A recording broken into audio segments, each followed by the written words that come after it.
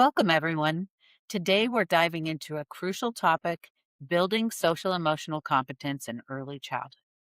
Now, what does social emotional competence mean, especially in early childhood?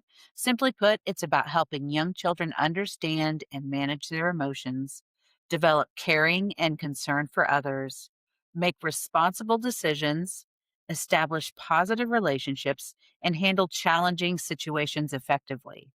The early years are foundational.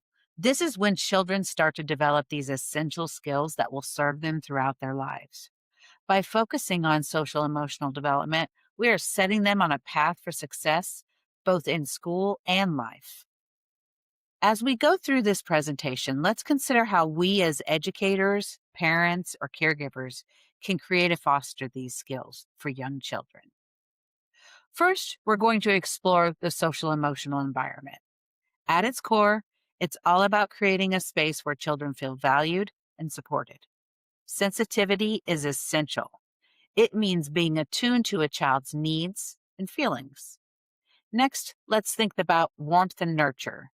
These elements foster a sense of safety and love, which are crucial for healthy development.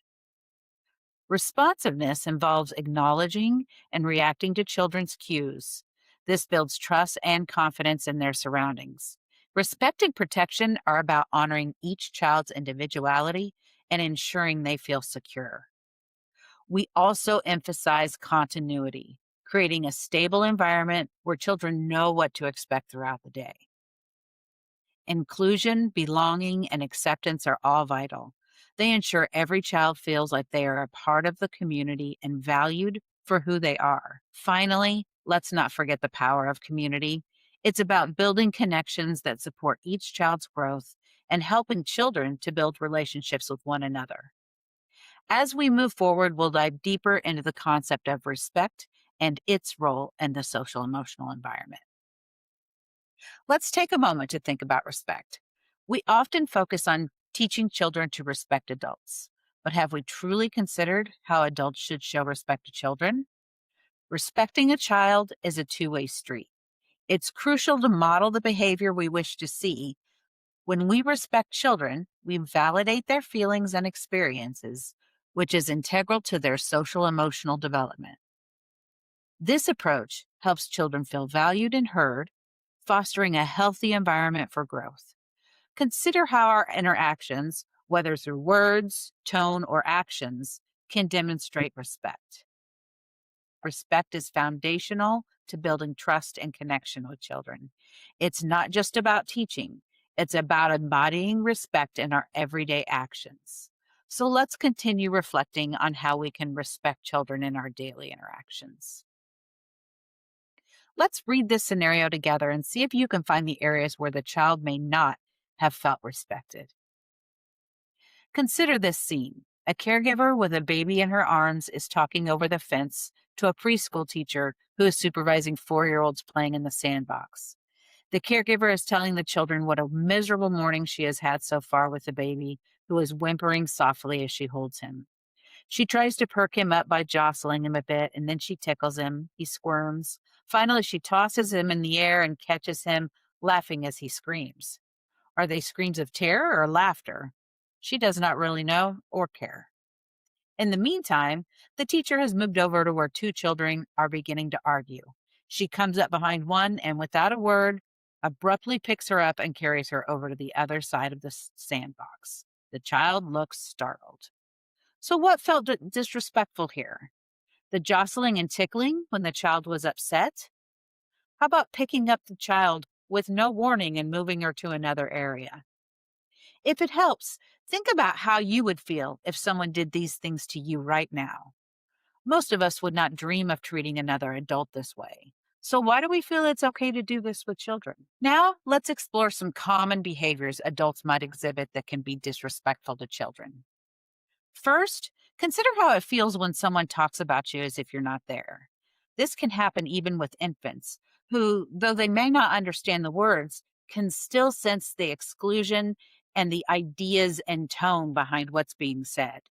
It's crucial that we acknowledge their presence, even at a very early age. Ignoring a child's feelings is another significant point. Children have emotions that are real and valid. By acknowledging their feelings, we show them respect and teach them that their emotions matter. Sometimes, when a child is unhappy, our instinct is to distract them rather than to address the root of their discomfort. This might seem helpful, but it often sends the message that their unhappiness should be put aside rather than understood.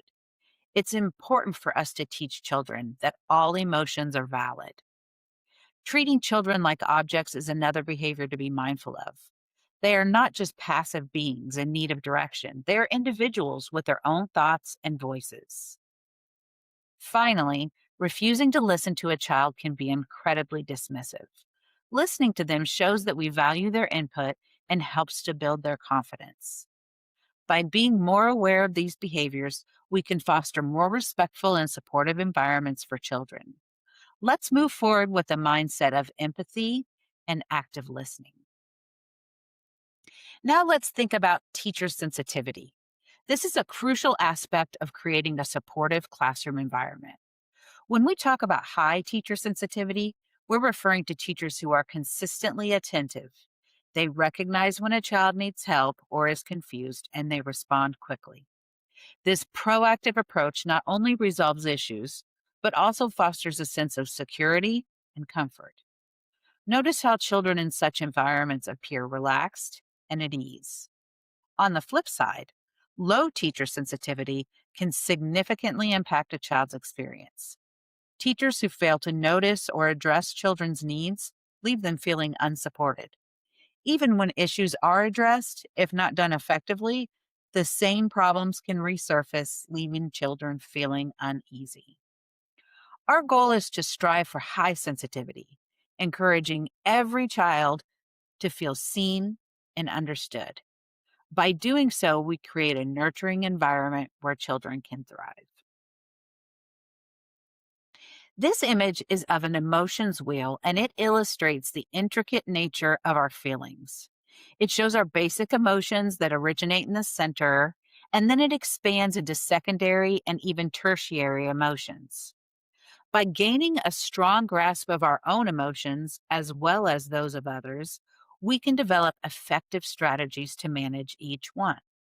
For instance, when a child exhibits feelings of happiness, playfulness, or cheekiness, we might engage by joining in with our own silly actions. However, if a child is displaying feelings of contentment or curiosity, we might choose to stay close, providing guidance for any learning opportunities without disrupting their current play. Both scenarios stem from the happy section of the wheel, yet each elicits a distinct response from the adult. Now let's discuss how we, as the adults in the room, can foster social emotional competence. Let's explore what it means to be a warm and nurturing environment for children. These key elements here are warmth and nurturance to start off with, which can be expressed through positive affect, smiling, and laughter. These actions create an inviting atmosphere that encourages emotional openness. Think about how physical proximity and affection, like a gentle touch or a hug, can convey support and care. Verbal affirmations, when paired with a calm voice, can make the child feel valued and understood. Now, consider how enthusiasm and low reactivity can influence a child's emotional development. By responding calmly and with genuine interest, we can help children feel secure and encourage them to express themselves freely. Finally, soft eyes. This means looking at children with kindness and understanding. It's about being present and showing genuine care through our expressions. Remember, these aspects are not just about what we do, but how we do it. Warmth and nurturance are the foundations of fostering social and emotional competence in early childhood. So now let's dig into acceptance a little deeper. It's essential for creating an environment where everyone feels like they belong. It's about making sure each person feels like they're an integral part of the group. This can be achieved through active listening, which means truly hearing and understanding others, and matched affect, where we align our emotional expressions with those around us. Think back to the previous example where the child was upset and the adult was trying to tickle them out of crying. If instead the adult were to match the child's affect, they might adopt a more somber expression and say something like, "It looks like you are feeling sad. I wonder what I can do to help you right now."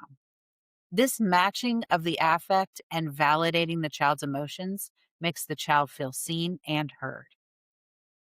Shared activities and social conversations are great ways to foster connection. These interactions help acknowledge emotions and emphasize inclusion. Acceptance paves the way for a supportive community, setting the stage for the next important aspect, protection. When we talk about protection, let's first talk about setting positive expectations. When our expectations are clear and achievable, that fosters a sense of security and encourages growth. Consistent expectations and routines help create a predictable and safe environment, which is crucial for anyone's development. Active supervision is another key aspect. Engaged adults who are responsive, provide comfort, timely assistance, and supervise well are offering individualized support. This ensures that not only everyone feels safe, but they actually are safe. Finally, remember that protection isn't just about physical safety, it's about emotional support as well. Offering comfort and assistance in an effective manner helps build trust and resilience. So now we're going to talk about respect again, but in a slightly different light. This is thinking, how can we incorporate it into our interactions with students? First, let's use respectful language. This means we're going to avoid sarcasm, angry tones, frustration, those types of things. When we communicate with kindness, we create a positive environment where everyone feels valued. Maintaining eye contact is another important aspect. It shows that we're fully present and engaged, fostering trust and understanding. However, be aware of the cultures of the children in your classroom because eye contact may have different implications in different cultures. Lastly, cooperation and sharing should be encouraged. By allowing students to lead lessons, make choices, and take on responsibilities, we empower them and show that their contributions matter. Remember, respect not only enhances the learning environment, but also nurtures student growth and confidence. Let's take just a minute to compare these different photos and really think about the aspect of respect. In the first one, on the left hand side, the children are sitting crisscross applesauce, waiting for an activity to begin. Notice the child who has his feet sticking out. He's in the green shirt at the bottom. The teacher promptly corrects him and tells him crisscross applesauce to encourage him to sit properly during circle time. In contrast, in the classroom across the hall, we'll see the picture on the right. This teacher allows the children to sit in whatever way is comfortable for them, as long as they are safe and not blocking anyone's view. So, which group of children do you think feels more respected?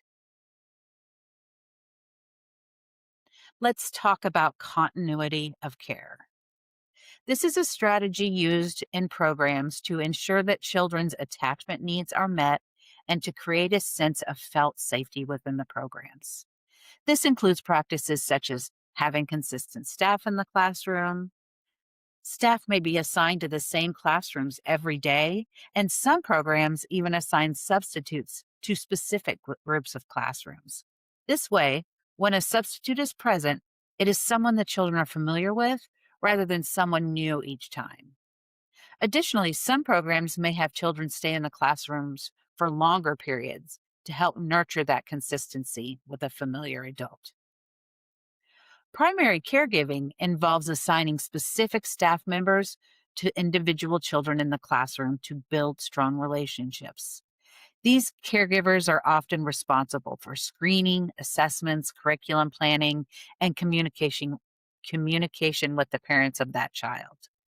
Although they care for all children in the classroom, they develop a particularly close bond with their assigned children and become well acquainted with them and their families. Both of these strategies help foster positive relationships between children and families and support attachment for young children. I hope this presentation provided you with a new perspective on social emotional competence in early childhood classrooms.